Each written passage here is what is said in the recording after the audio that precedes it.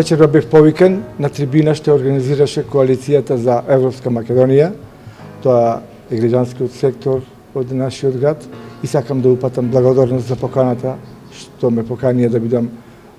нивни вечерашен гостин на оваа трибина што организираа со единствена тема за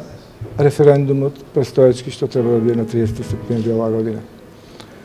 Многу ми е драго што нашите ставови се совпаднаа, ставовите што ги имав јас и сите граѓански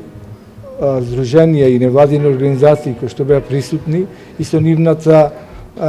дебата, со нивното искажување, со нивниот став беше сличен или скоро идентичен со мојот, а тоа дека треба граѓаните да се одважат, да се охрабрат на 30 септември да излезат на гласење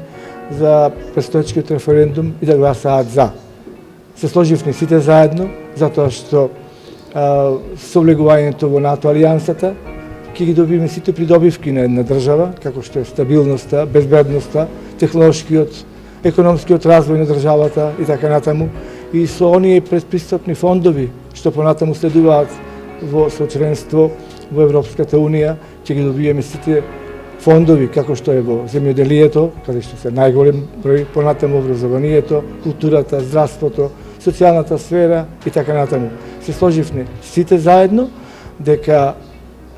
на овој референдум да излеземе сите, да гласаме по своје лично убедување, онака како што секој од нас мисли, ама мислам дека сите заедничкиот став беше да излеземе на гласање и ќе гласаме за